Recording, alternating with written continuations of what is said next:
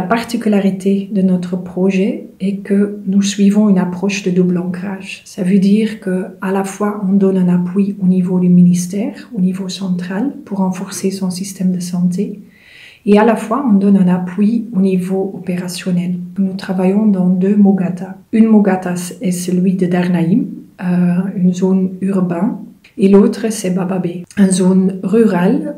Et donc en même temps, nous essayons aussi de piloter certaines stratégies innovantes pour affiner les politiques au niveau du pays. L'atelier d'aujourd'hui, c'est très important. L'Union européenne a voulu fortement, dans son programme d'appui au secteur de la santé, de mettre en place un programme de recherche-action avec les Mogata d'apprentissage. Cet atelier sert pour instaurer un dialogue entre les services centraux et la base du ministère et la base de la population qui accède aux services. Au niveau du gouvernement, on a vu déjà, même si cette recherche-action est centrée au niveau de 2 Mogata, elle a pu quand même influer tout le système de coordination qui existe du niveau central vers le niveau opérationnel. Ça, c'est un aspect.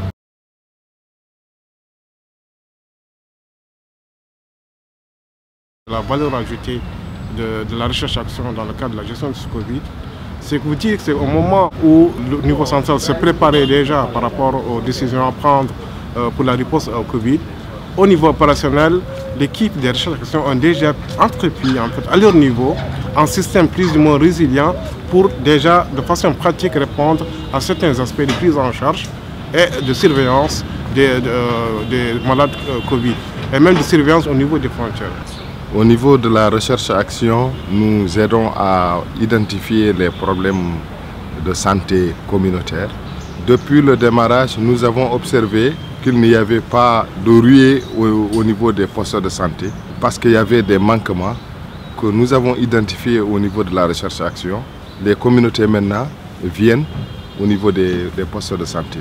Dans 2 ou 3 ans, nous osons espérer que les communautés de Bababé auront à prendre en charge leurs propres problèmes de santé communautaire. L'équipe de recherche-action, c'est une inventivité qui nous a beaucoup aidé pendant le Covid. C'était les liens entre nous et les communautés. Depuis 6 mois, l'équipe cadre est très fonctionnelle. Il fait ses réunions quotidiennes et chacun connaît son rôle.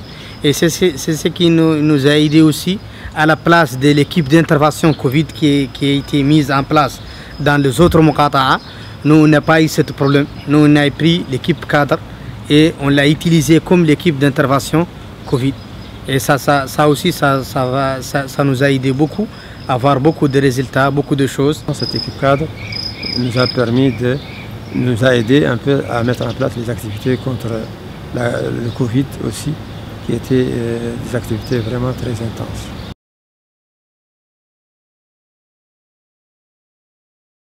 Ce que j'apprécie dans ces ateliers qui sont faits de manière périodique tous les ans, c'est d'abord nous permettre de faire un état des lieux de tout ce qui a été fait durant toute l'année.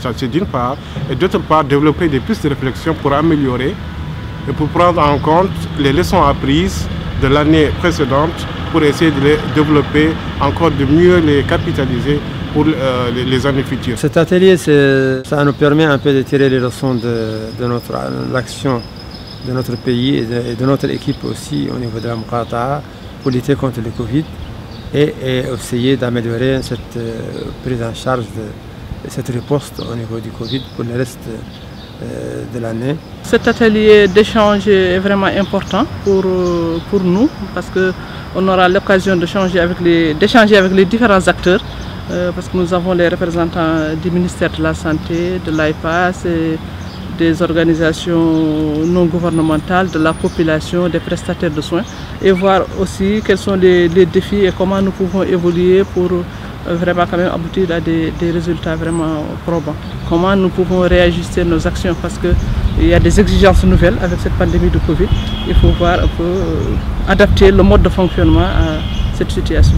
C'était vraiment une opportunité de créer un temps d'échange et de réflexion pour voir où est-ce que nous en sommes, quelles étaient les forces, les faiblesses, quelles étaient les opportunités et surtout pour en tirer des leçons pour être capable d'avancer, mieux affiner nos stratégies pour continuer à renforcer les systèmes de santé.